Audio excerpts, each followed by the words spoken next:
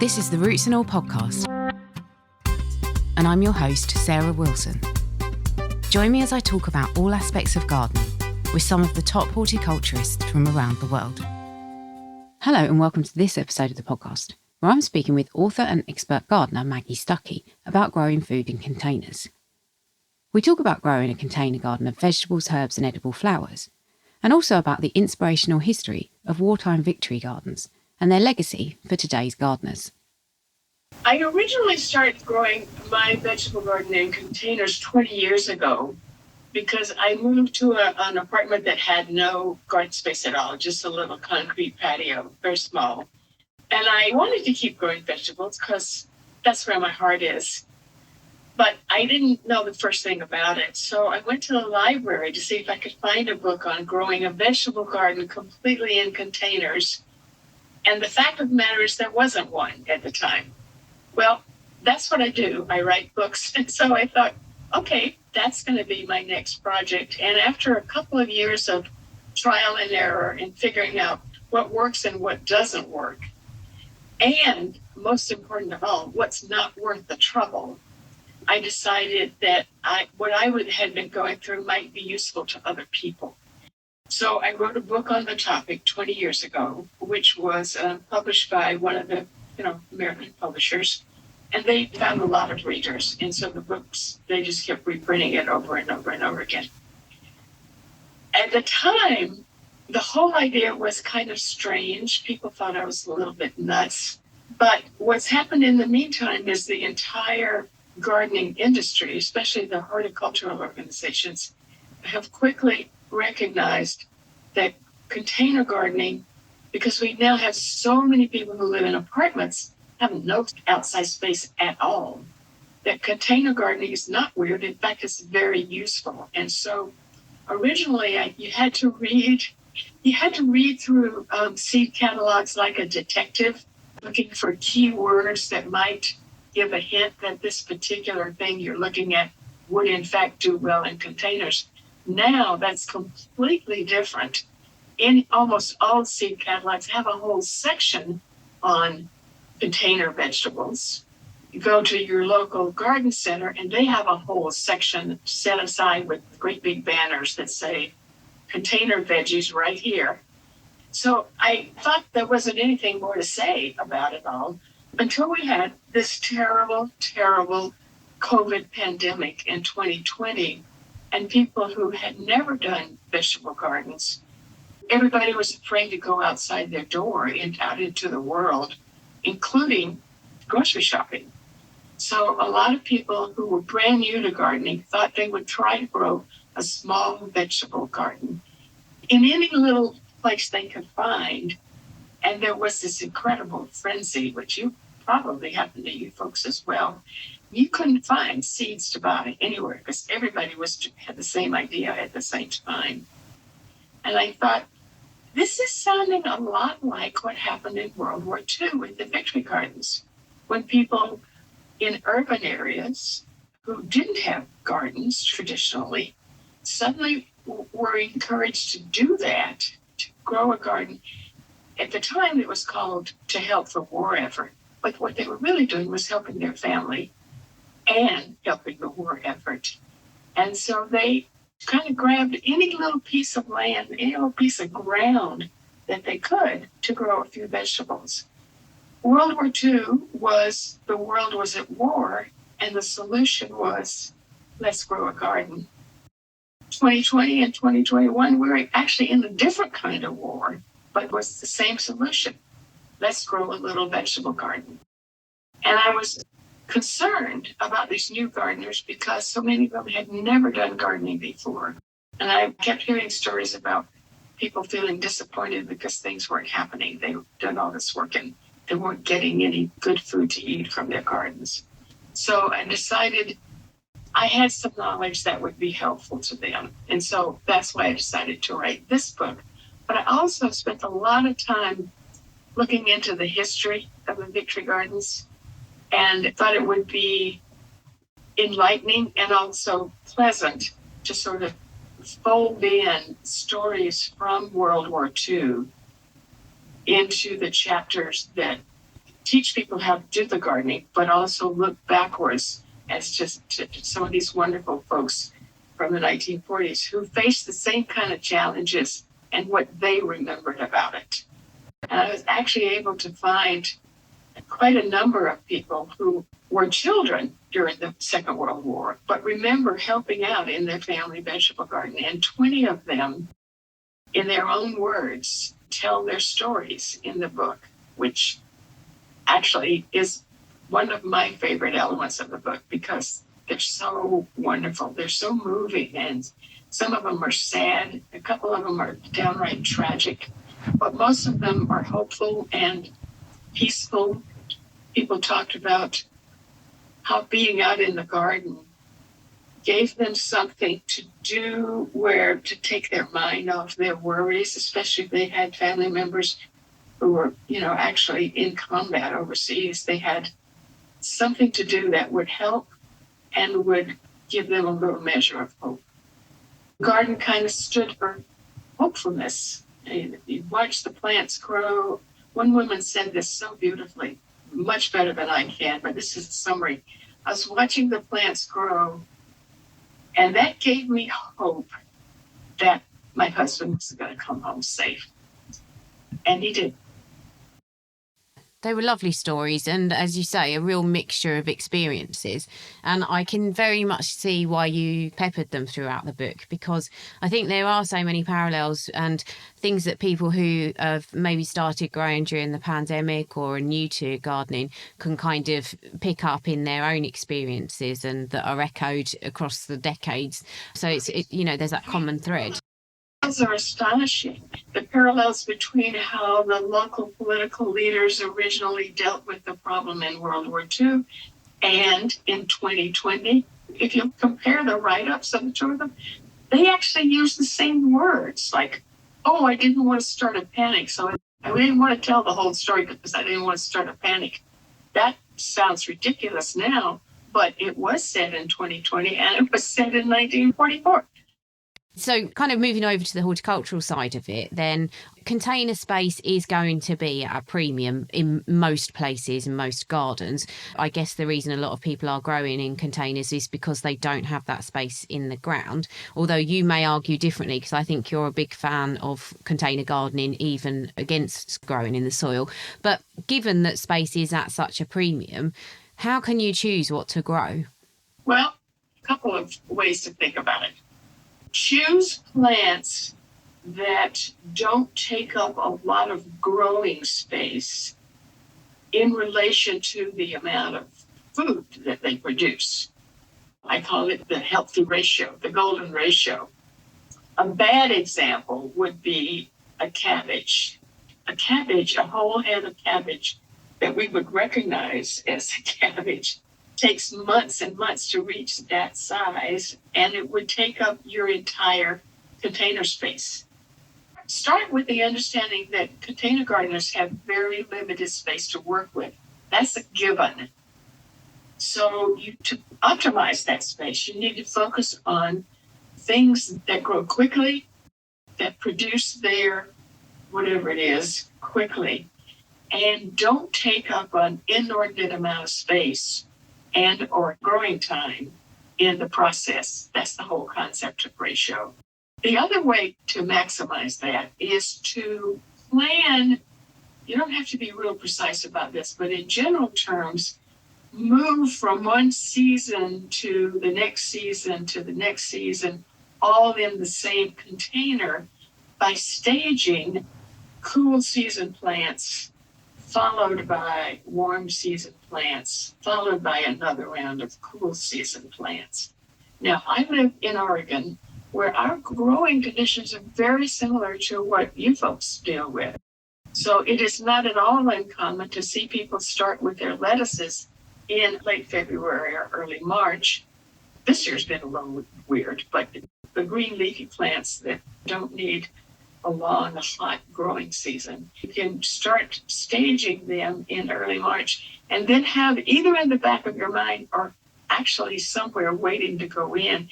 When the weather changes to the point that those cool season plants are clearly on the way downhill, start removing one or two of them, and you have already on hand a small transplant of a warm season to go right into that spot.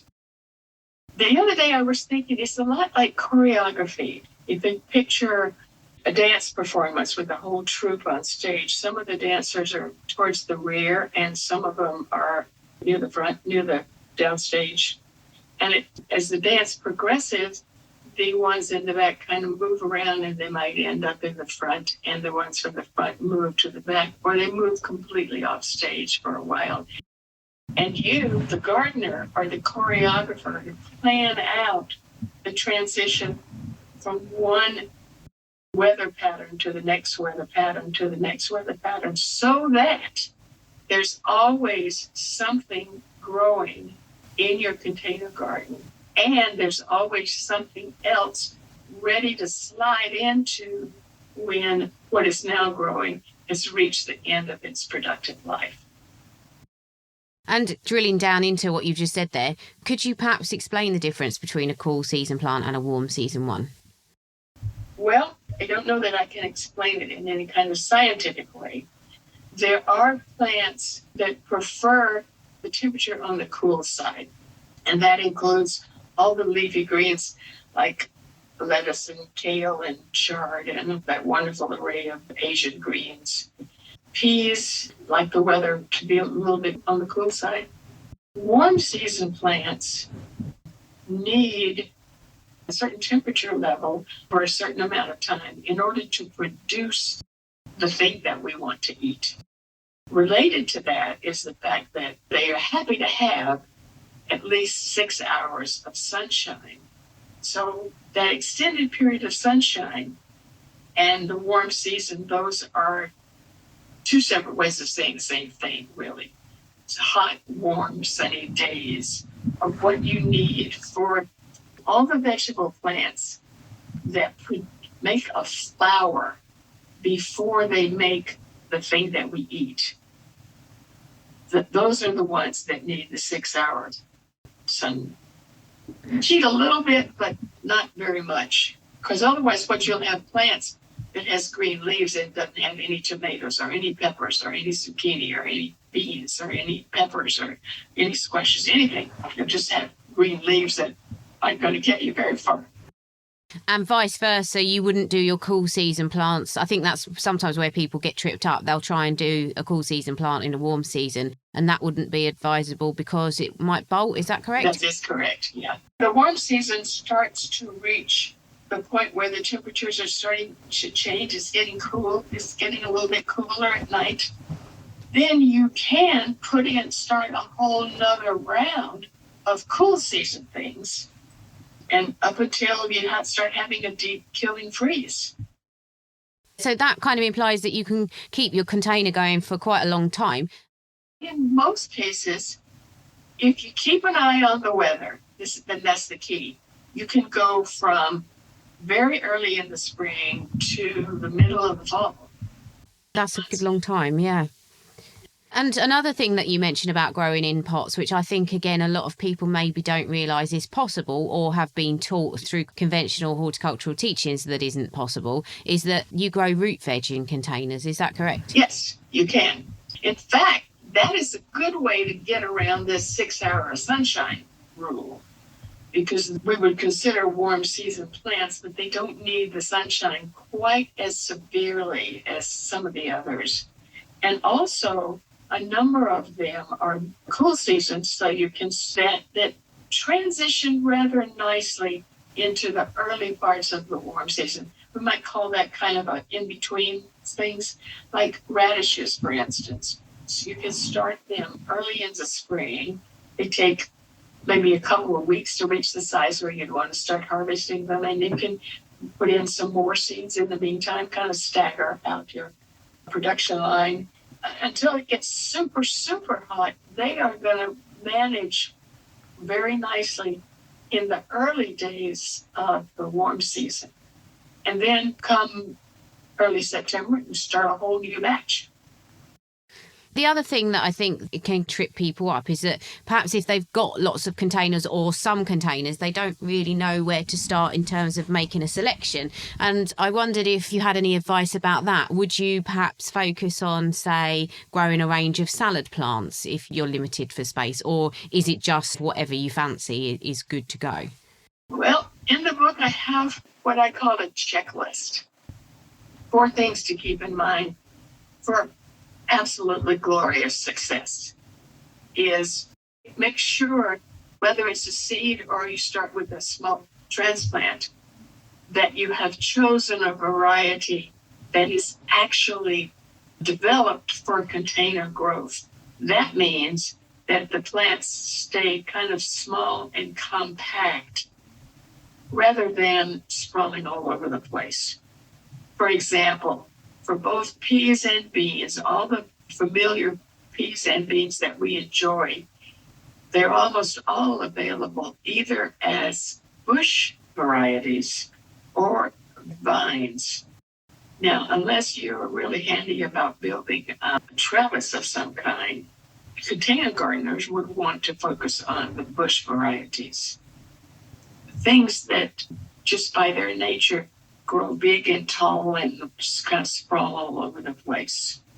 If that's something that your family really enjoys, take a look through all your wonderful research capacity and find a compact version of that same thing. Now, the good news about all that is, even 10 years ago, that search wouldn't produce much, but the whole horticulture industry has jumped onto the bandwagon, I guess is the way to say it. And almost everything that you would want to grow, that you know your family enjoys, is available in a special variety that works well in containers. And the seed catalog's text will tell you which is which. So that's one thing. Make sure you're getting varieties that work in containers. The other thing is this whole thing of ratio, which we already talked about. And the other thing is, when I say some things are not worth the trouble, think about those very familiar carrots that are long and 12 inches in orange. Probably got some in your fridge right now. That type of carrot takes a very long time to get to the size where you would want to eat it. So they're not worth the trouble because you can go to your regular grocery market any day of the week, all year long, and there they are. And they're not expensive.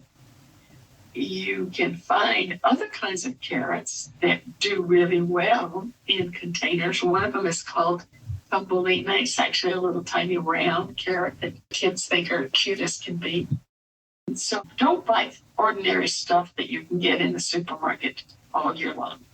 The reverse of that is container gardeners know that we can plant and grow and harvest special things that you will never find in the supermarket. For example, I'm very fond of an Asian green called Masuna, which you can cook in stir fries or things like that, or use raw in a salad. It's not any harder to grow than just plain lettuce, which is something you can buy in the grocery store all year long. But you'll never find Masuna there. I had a conversation the other day with the produce manager at my local supermarket because I wanted some baby bok choy. I live by myself, and I usually can't eat an entire big standard size head of bok choy before half of it goes bad. But the baby bok choys are just perfect for 1 or 2 person households. And he cannot get them from his regular suppliers. But that's okay, because I can grow it myself in my container garden. That's brilliant, because actually there was a really neat trick in your book about planting garlic cloves. And again, that would be good if you were looking for smaller kind of portions. Could you just tell us about that? Because I thought that was really clever. One of my rules, I find people pay attention when I say, do not do this. One of the rules is because container gardeners, by definition, have very limited growing space to work with. So your goal should be to fill every square inch of space. Even the little tiny space, you can grow what is called green garlic.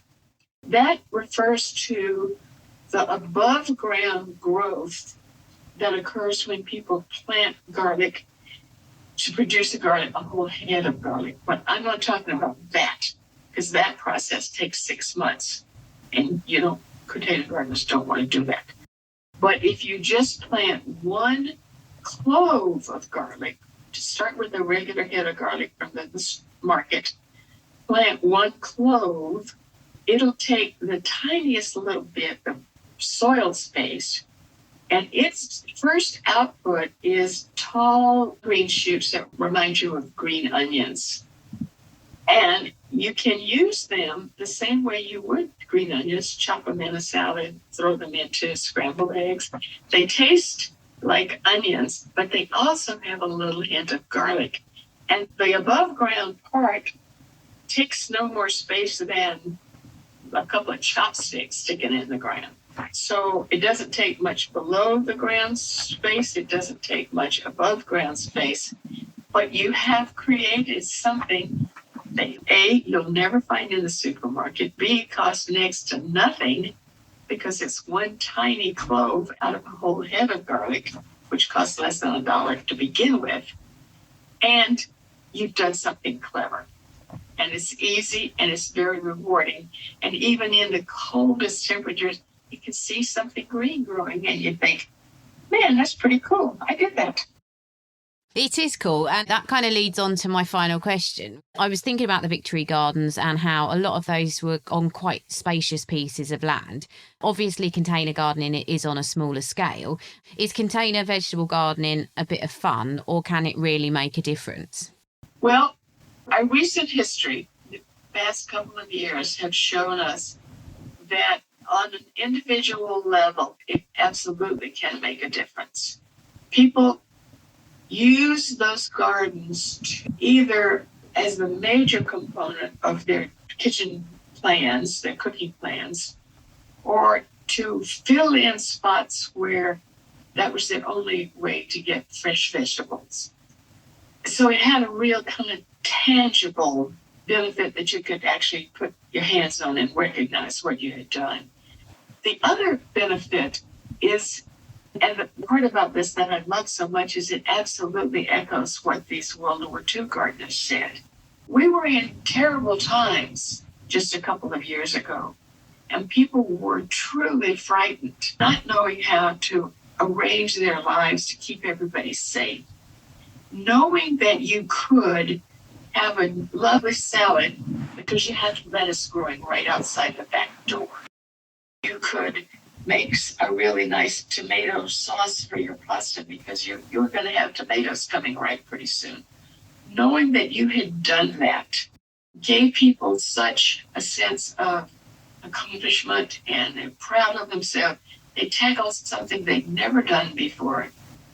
And the fact is, this gets kind of philosophical, but when you put a seed in the ground and it sprouts, because it will, and it grows into whatever it's supposed to be, because it will, and it produces something good to eat, because it will, you have actually provided not only beans and tomatoes and peas and onions, you have provided nourishment for your body and your family. You have actually brought life from that one container.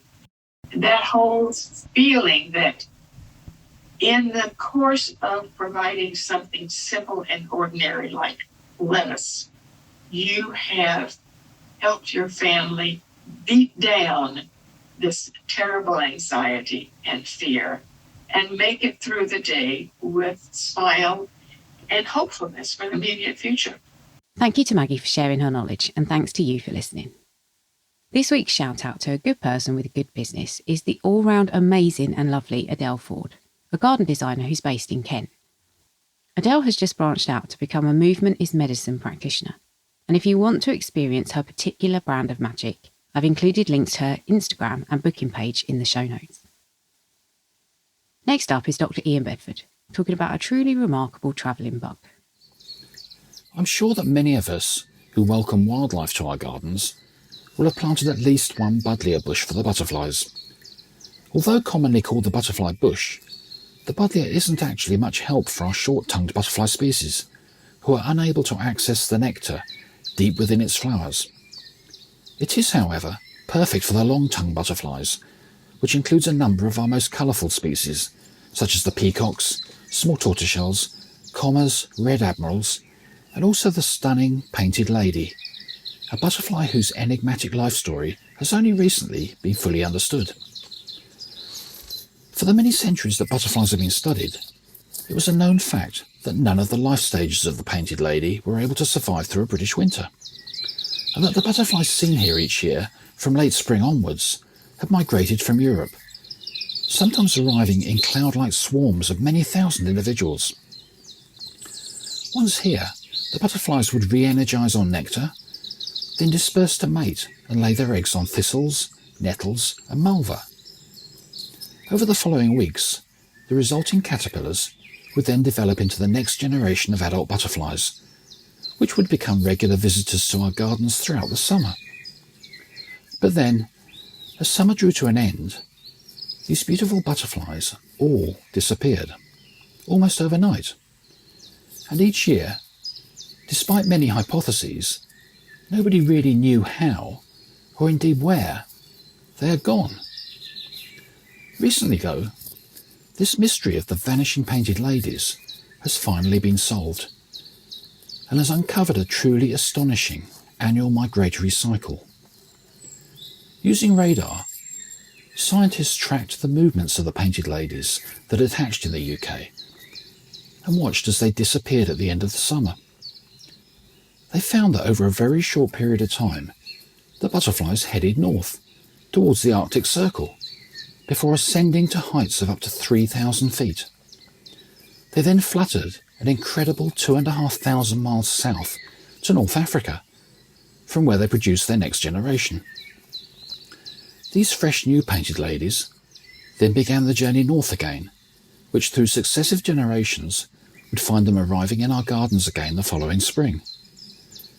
Remarkably, this delicate insect is the longest continuously migrating butterfly ever recorded in the world, and it's here in our gardens each year. You can download or listen to the podcast direct from the website rootsandall.co.uk. Please also check out my Patreon, where you can make a one-off donation or take out a monthly subscription to help support the podcast. Because if you enjoy the show, please help it continue. I also have a GoFundMe where you can make a one-off donation. Even a one-off donation of £1 helps, and I'll be really grateful for your support. So please go to Patreon or GoFundMe and search for Roots and All Podcast.